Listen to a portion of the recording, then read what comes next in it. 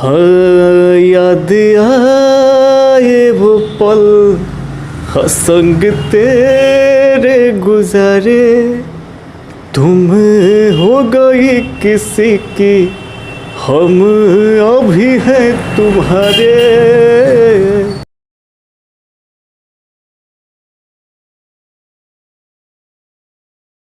चलिए नमस्कार, आप सभी को फिर से एक बार Bharati arts classes YouTube channel पे स्वागत है।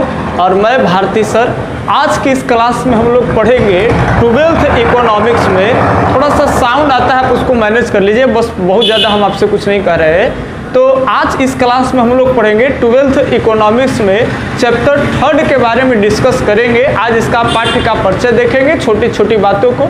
इससे पहले आपको बता दें कि ये जो 3rd चैप्टर है, उत्पादन एवं लागत, प्रोडक्शन एंड कॉस्ट है, तो ये आपका माइक्रो इकोनॉमिक्स है। जैसा कि जानते हैं 12th का जो बुक है वो 2 भागों में बटा हुआ है, एक माइक्रो इकोनॉमिक्स भी है और एक आपका माइक्रो इकोनॉमिक्स भी है। जब आप बेसिक जानकारी इकोनॉमिक्स के लिए है तो उसमें आपको पहले ही पढ़ना होता था कि रैगनर फ्रिट्ज जो थे, नॉर्वे के रहने वाले जो अर्थशास्त्री हैं, वो अर्थशास्त्र को 2 वर्गों में सबसे पहले बांट दिए हैं, और एक माइक्रो और एक मैक्रो। तो आपको माइक्रो भी पढ़ना है, माइक्रो भी और मैक्रो भी, यानी व्यष्टि भी और समष्टि भी। तो उसमें यहाँ आज जो पढ़ने वाले हैं, डिस्कस करें, वो आपका माइक्रो यानी व्यष्टि अर्थशास्त्र के बारे में चर्चा करेंगे। चलिए अब ध्यान से देखेंगे एक एक छोटे छोटे पॉइंट को।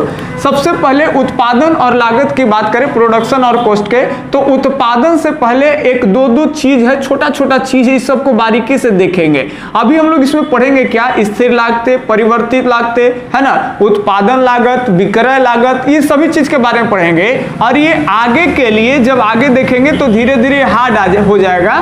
तो इस सब के लिए ये जो आपका टॉपिक छोटा छोटा लेके आए हैं, स्थिर लागतें क्या है, परिवर्तित लागतें क्या है, तो ये आपका आधार बन जाएगा आगे जब हार्ड चीजों को पढ़ेंगे उसके लिए। क्योंकि आगे जब पढ़ेंगे तो टीएफसी का ग्राफ पढ़ना है, टीबीसी का ग्राफ पढ़ना है, तो total variable cost, total fix cost, ये सब जब पढ़िएगा तो सबसे पहले जब आपको फिक्स कॉस्ट या फिर वेरिएबल कॉस्ट की जानकारी नहीं हो तो टोटल फिक्स्ड कॉस्ट और टोटल वेरिएबल कॉस्ट वगैरह चलेगा, स्थिर लागतें, परिवर्तित लागतें में कुल परिवर्तित लागतें, कुल स्थिर लागतें, तो वहां समस्या खड़ा हो जाएगा। इसीलिए पहले छोटे छोटे चीजों के हम लोग डिस्कस करते हैं। अब आ जाइए, ध्यान सुनेंगे, आगत क्या होता है। तो आगत क्या है, जैसे मान लो एक कंपनी है, ये कोई कंपनियां, जैसे मान लेते हैं कोई चिप्स की कंपनियां है, कोई भी कंपनी आप ले सकते हैं, और इस कंपनी में कोई वस्तु, कंपनी है तो कोई ना कोई तो वस्तु का प्रोडक्शन होगा ना, उत्पादन होगा। तो वस्तु फाइनली कंपनी से बन के निकलती है, आउटपुट होती है, तो इसको निर्गत कहते हैं, यानी इसी को अंग्रेजी में आउटपुट बोलते हैं। लेकिन ये क्या वस्तु ऐसे ही बन के निकल जाएगा, कुछ ना कुछ तो इसमें हमको लगाना पड़ेगा ना। तो इसमें क्या लगाएंगे, एक तो मजदूरी लगा हुआ रहेगा, लोगों का मेहनत लगा हुआ रहेगा, यानी श्रम लगा रहेगा। उसके अलावा कुछ पूंजी भी इन्वेस्ट करना पड़ेगा, पैसे भी लगाना पड़ेंगे इसमें। साथ साथ इसमें टेक्नोलॉजी, तकनीक का सहायता लेना पड़ेगा, मशीन वगैरह कार्य करेंगे, वो टेक्नोलॉजी में आ जाएंगे। और साथ ही साथ हर इंडस्ट्री का कुछ ना कुछ रॉ मटेरियल होता है, और वो रॉ मटेरियल भी लगाना पड़ेगा। जैसे अगर चिप्स की कंपनियां है, तब बिना आलू के चिप्स बनेगा कैसे, तो चिप्स क्या हो गया, चिप्स के लिए आलू जो है वो रॉ मटेरियल यानी कच्चा माल के रूप में काम करेगा। तो इसमें जब सारे चीजों, अगर चलिए थोड़ा सा प्रॉब्लम हो गया था, वो पब्लिकेशन वाले आ गए थे, इसीलिए आपको दिक्कत होगा। लाइट टूट जाता है तो हम समझ सकते हैं कि खुद हमको परेशानी होगा तो आपको भी होता है। तो हम लोग समझ लिए थे कि आगत और निर्गत क्या है। इसके आगे अगर पढ़े तो आगे याद रखना है, उत्पादन लागत के बारे में देखते हैं। ये सब बड़ा छोटा छोटा पॉइंट्स है, पहले भी बता दिए कि आगे आपको काम देगा। जैसे स्थिर लागत पढ़ा रहे हैं हम आपको, जिसको अंग्रेजी में फिक्स कॉस्ट कहते हैं, परिवर्तित लागतें हैं, ये आपका वेरिएबल कॉस्ट है। तो जहां हम लोग टीएफसी की बातें करेंगे, टीबीसी की बातें करेंगे, total variable cost, total fixed cost, तो वहां आपको काम आएगा। यानी उसके लिए ये जो है वो आपका आधार साबित होने वाला है। इसीलिए छोटी पहले इकाई है, इसको समझ जाइएगा तो वहां आपको प्रॉब्लम ही नहीं होगा।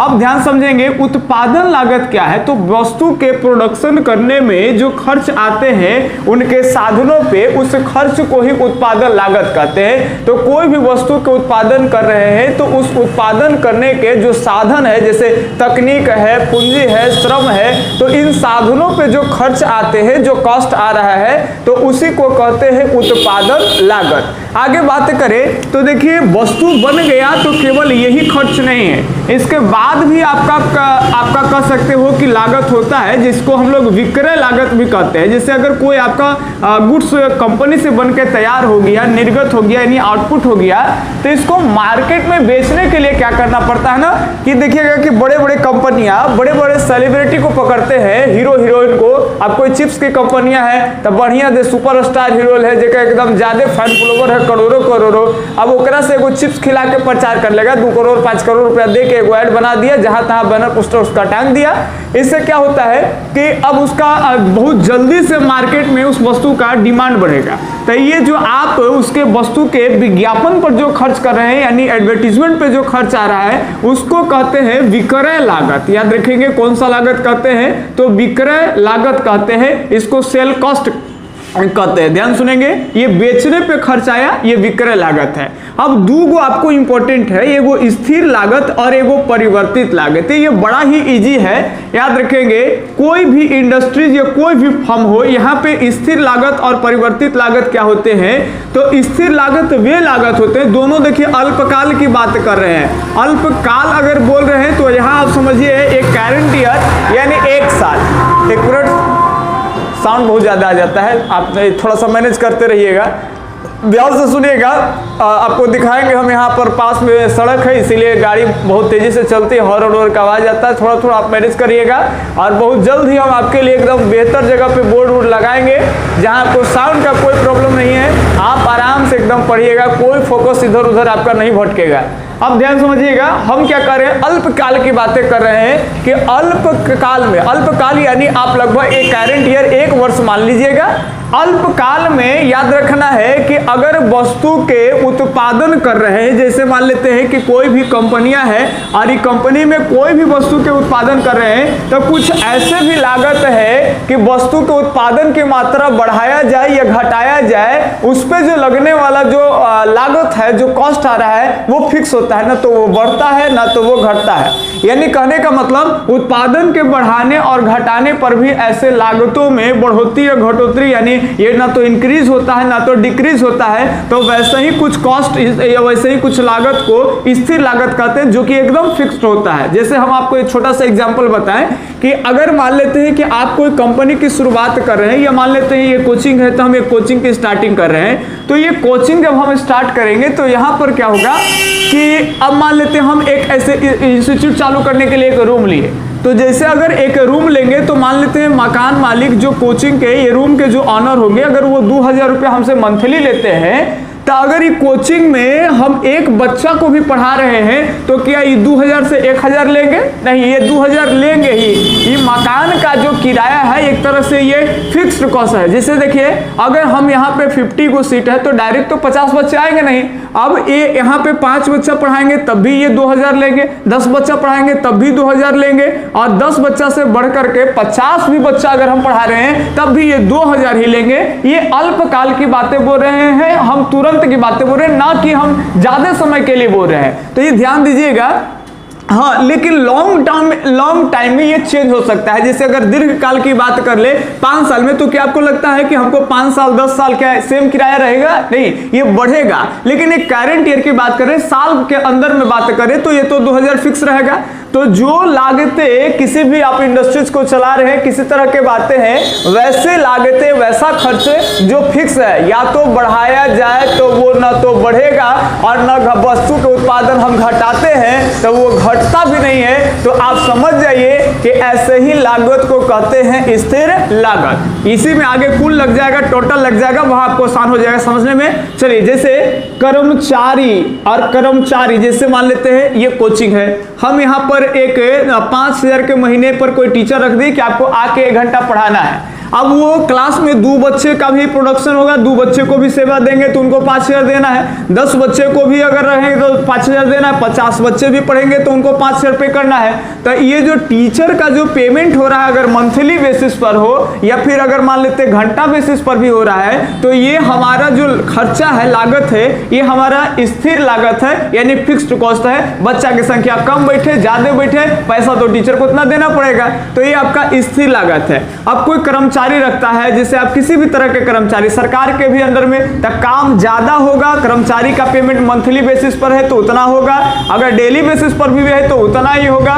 तो ये कर्मचारी है या फिर भवन का किराया है, ये सब कैसे में आते हैं, तो स्थिर लागतें में आते हैं। एक होता है परिवर्तित लागतें यानी वेरिएबल कॉस्ट जिसको हम लोग बोलते हैं। ये वेरिएबल कॉस्ट क्या होता है ना कि इसमें उत्पादन की मात्रा को तुम बढ़ाओगे भैया तो इसमें जो खर्च होंगे, लागत होंगे, ये बढ़ेगा, और उत्पादन की मात्रा अगर कमाएंगे तो ये कमेगा। एक बात और याद रखेंगे, परिवर्तित लागतें को ही प्रधान लागत भी कहते हैं। इस तरह से छोटे छोटे चीजें बीच में पूछ लिए जाते हैं, तो याद रखेंगे परिवर्तित लागतें को ही क्या कहते हैं, प्रधान लागत। अब देखिए स्थिर लागत का अगर आप ग्राफ खींचोगे तो ये कभी भी शून्य से शुरू नहीं होता है।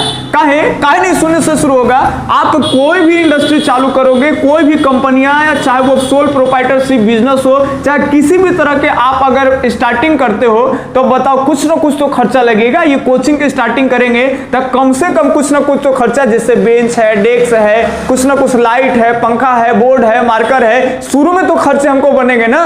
तो याद रखेंगे ये कुछ ना कुछ खर्चा होता है, इसीलिए स्थिर लागत जो होता है वो कभी भी शून्य से शुरू नहीं होता है। आगे परिवर्तित लागतें जो होता है ये शून्य हो सकता है। ध्यान सुनेंगे, इसमें क्या है कि उत्पादन के बढ़ाने पर ये बढ़ता है और उत्पादन के घटाने पर ये घटता है। जैसे अगर बिजली को ले लेते हैं तब बिजली इसमें किस में आएगा? अगर मान लेते हैं कि ठीक है हम बेंच और डेस्क लगा दिए, बच्चे भी आना शुरू हो गए और पढ़ाना शुरू कर दिए, अब मौसम शांत है, ये ठंडे का मौसम है, बिजली नहीं ले रहे, नेचुरल लाइट है, तो यहाँ हम अपना प्रोडक्शन को चालू कर सकते हैं। बताइए जीरो पर हम बिना इसमें पैसे लगाए। अगर एक पंखा चलाएंगे, अगर एक पंखा और एक लाइट चलेगा तो उसी का हमको कॉस्ट देना पड़ेगा। अगर 10 पंखे चलाएंगे तब बताओ प्रोडक्शन, ज्यादा बच्चा को हम सेवा देना चाहेंगे, अपना प्रोडक्शन हम सर्विस में बढ़ाना चाहेंगे तो उसके लिए हॉल बड़ा लेना पड़ेगा, तो हॉल बड़ा लेंगे तो साथ ही साथ में पंखे ज्यादा चलेंगे तो बिजली का कंजप्शन जो है हम लोग ज्यादा करेंगे बिजली यूज, तब पे भी हमको भुगतान भी ज्यादा करना पड़ेगा। तो ये ऐसा कोई चीज, ऐसा कोई भी लागत जिसमें आप उत्पादन की मात्रा को बढ़ाते हैं तो फिर इसमें आपका खर्च भी बढ़ जाता है, और उत्पादन की मात्रा को अगर कम करते हैं तो ये खर्च भी कमता है। तो ऐसे जो बदलते हैं ना, इसी को कहते हैं वेरिएबल कॉस्ट यानी परिवर्तित लागतें। तभी आपको इतना ही जानना था। ये याद रखेंगे कि स्थिर लागत का ग्राफ कभी भी जीरो से शुरू नहीं हो सकता है। परिवर्तित लागतें जिसको प्रधान लागत कहते हैं, परिवर्तित लागतें वे लागत होते हैं जिसमें उत्पादन की मात्रा को अगर बढ़ाया जाए तो इनमें परिवर्तन आता है, अगर उत्पादन की मात्रा को घटाया जाए तो इसमें कमी भी आते हैं। स्थिर लागत में चाहे भैया उत्पादन बढ़ा लो या घटा लो, इसमें कोई चेंजिंग नहीं आएगा, ये अल्पकाल में फिक्स रहेगा, ये अल्पकाल में बदलेगा। चलिए आपको अभी तक यही तक जाना है, फिर वीडियो लंबा हो जाता है, कोई देख नहीं पाता है।